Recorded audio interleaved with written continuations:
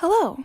So this vlog talks about some of the study aspects from the study abroad trip. One of the first places we visited in Japan was Azabu University, which is one of the oldest veterinarian universities in Japan. We learned a lot about parasites from Azabu University faculty, especially from mouse and fish models, and we learned how these parasites affect humans based off of how they're consumed or treated. One of the experiments we did was dissect a fish that contained some parasites and then put it through some different treatments, including wasabi or soy sauce, to see if that killed the parasite. One of the things I was hugely impressed with from Azabu University were the plastification models. They're able to cast models of different blood or lymphatic vessel systems, and they make these beautiful structures that are very important to learn from in order to understand how different organisms compare and contrast in terms of their different vessel systems. We also had lectures at the University of Tokyo, which has its famous Red Gate. We learned about viruses and vaccines, exercise marketing, and geriatric care for an aging country.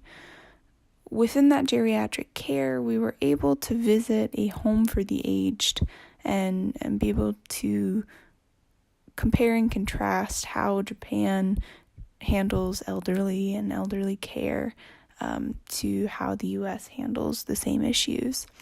One thing that I was impressed by that seems sort of small, but I enjoyed it, was this escape slide outside of the building. It's for patients who can't walk down the stairs in case of a fire, and I really enjoyed the fact that they took that into account when making the building. One of my favorite parts of the trip was visiting an incineration plant in Tokyo. We were able to learn how the plant burns its trash efficiently and effectively, how its burning of the trash creates electricity that powers the plant, how it warms water for a local community pool, and how they are able to reuse the ash that comes from this incineration to make concrete for the rest of the city. And being able to see these massive cranes at work firsthand within the plant was incredible. It really put everything into perspective. And it also made me really want to investigate how the U.S. goes about dealing with our trash. One of the most striking parts of the trip was visiting Hiroshima. Being able to see history from both sides is vital to understanding the past and looking towards the future, and seeing how the A-bomb affected the victims and the country was devastating, especially in the art that survivors drew.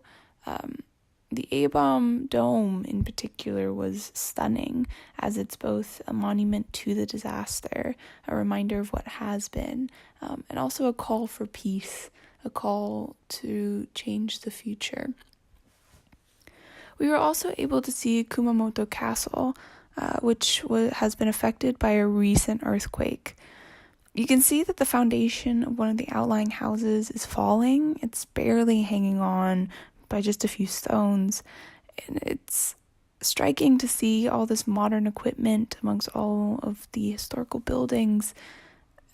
We also learned that the reconstruction could take another 10 years, which is surprising, but it really helped put into perspective for me how devastating an earthquake can be. I've never experienced one, but seeing it firsthand definitely helped me understand better what an earthquake could mean for this country.